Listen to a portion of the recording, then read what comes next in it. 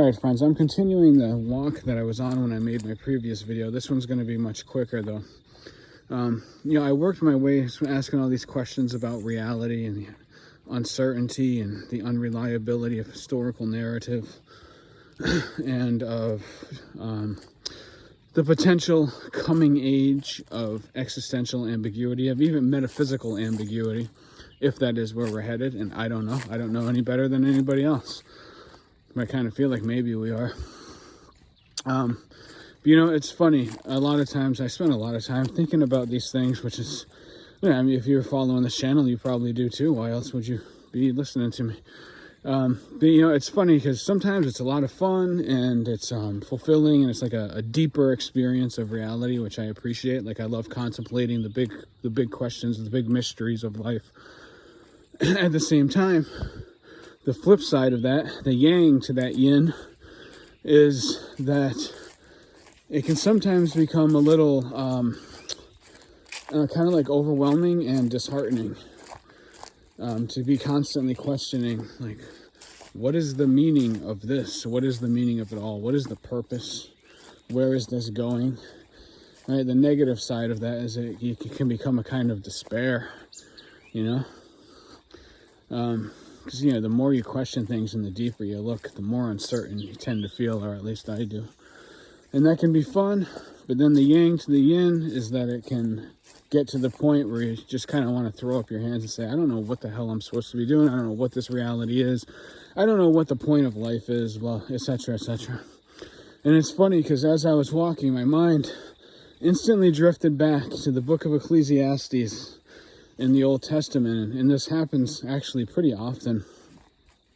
If you've not read the book of Ecclesiastes, you can just pop it open and read it, man. You don't have to be a Christian.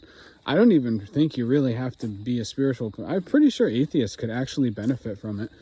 The book of Ecclesiastes, to my limited knowledge, and I'm nowhere near a biblical scholar, but it has always struck me as very unique among the books of the Bible, in that it does not tell stories of like rock solid certainties of God and God's relationship with humanity. Instead, what Ecclesiastes basically says is that everything that has been, is, and will be again, and that the ultimate underlying meaning of it all will never be known in this life. It's the mystery that God has put us in, and you're never going to find the answers. And instead, what you should do is look to whatever lot God has given you, whatever you've been given in your life, and just try to make the most of it and enjoy it, embrace it, indulge in it. And it's interesting because I've talked to a lot of Christians who dislike that book, or just kind of write it off entirely, because of those things that I just said. Because it reminds me more of like the Tao Te Ching or something from like Eastern philosophy, because it's more, it's saying like you can't rationally, logically know any of these things. This reality is a mystery. You only know that you've been given whatever life you've been given, so make the absolute most of it. Find meaning in your work, find enjoyment in your food, enjoyment in being with the people that you love, all of those things. And it's funny because I've even seen a couple Christians who said that they found that the Ecclesiastes to be depressing, which is really fascinating to me. Although I guess I can kind of see it, because the book is basically saying, it can be interpreted as saying that this all might be meaningless, that even this is chasing after the wind. All of your, it's a really beautiful book. It's very poetic, very beautiful book. But the regular refrain is, and even this is but chasing after the wind. It's saying that all of our human endeavors, we seek fame and fortune and love and all these things that we strive for. Promotions, material objects, even time with our loved ones, all of these things. Ultimately, It's just chasing after the wind, meaning it's not going to lead anywhere. And that is actually why it reminds me of like the Tao Te Ching or Eastern philosophy. And again, to my limited understandings of these things. But like, Buddhism teaches very clearly that materialism isn't bad in the sense that it's like sinful against a God's wishes, so much as that it's just literally wrong. It's flawed. It's incorrect. Because these things can never give you long-term satisfaction, peace of mind, or pleasure. We just chase after one rush after another, one indulgence after another, and they never lead anywhere. And so, to my understanding of the Buddhist faith, Buddhist tradition, it's saying that those things are literally philosophically incorrect. They are factually wrong. You cannot find long-term pleasure there. And to me, that's what Ecclesiastes is saying. You can do this, you can strive for this, you can work so hard for this, but in the end, even this is but chasing after the wind. And so I can see why some people find that kind of depressing. And maybe at one point it would have struck me as depressing.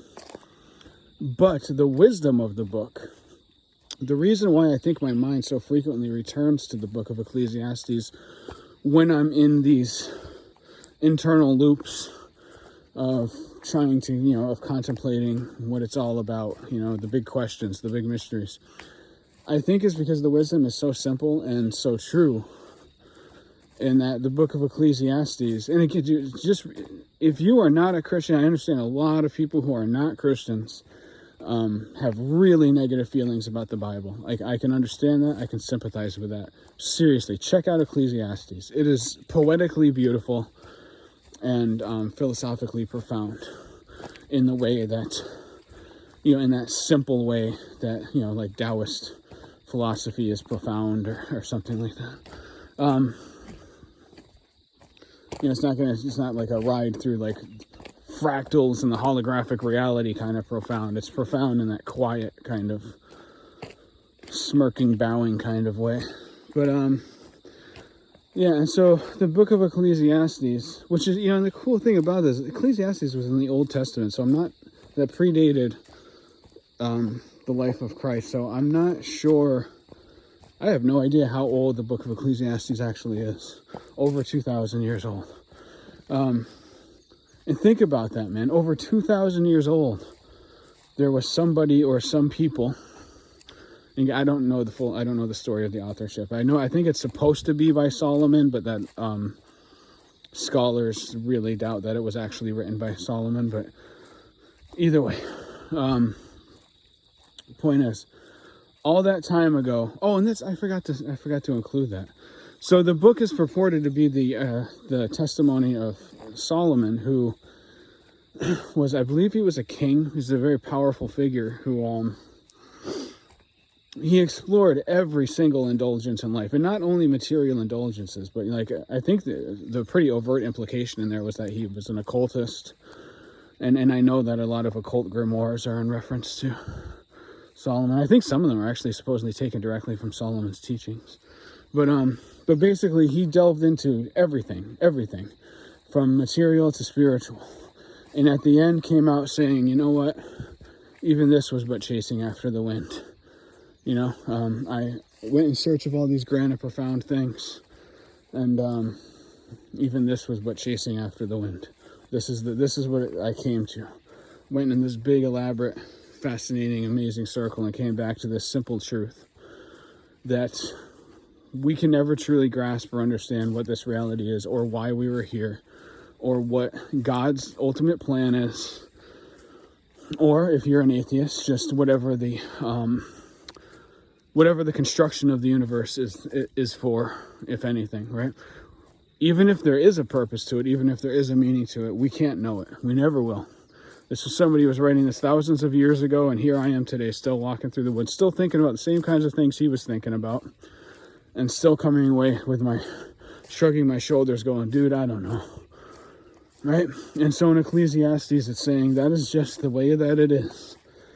And the way to find some peace and happiness in your life is to focus on the specific life that you've been given on this earth, on doing the best work that you can and finding some meaning in that work, on enjoying your meals and all those simple little pleasures. And so I just wanted to leave with that wisdom, because I think that is right on, and that's where I led myself back to, and that's how I end up kind of, I don't want to say consoling myself, because it's not like I was emotionally distraught. But when it starts to, when my mind starts to spin away and say, dude, what is this? What are we here for, man? Ecclesiastes often comes back, taps me on the shoulder, sits me down, says, dude, relax. Have yourself a burger. Enjoy the sunshine. Listen to all those birds singing. It's a beautiful, beautiful world. And whatever this is, you've been given this one thing. You've been given these concrete things around you, this career, these friends, this family, these creative endeavors, your community, all these things. This is what you've been given. This is what you know and can be rock solid about. And so focus on that, because the big mysteries will take you into chaos. And so ground yourself in these simple little pleasures of life. Ecclesiastes is a beautiful book. I return to it often, and I just wanted to share that. All right, peace out, friends. Bye.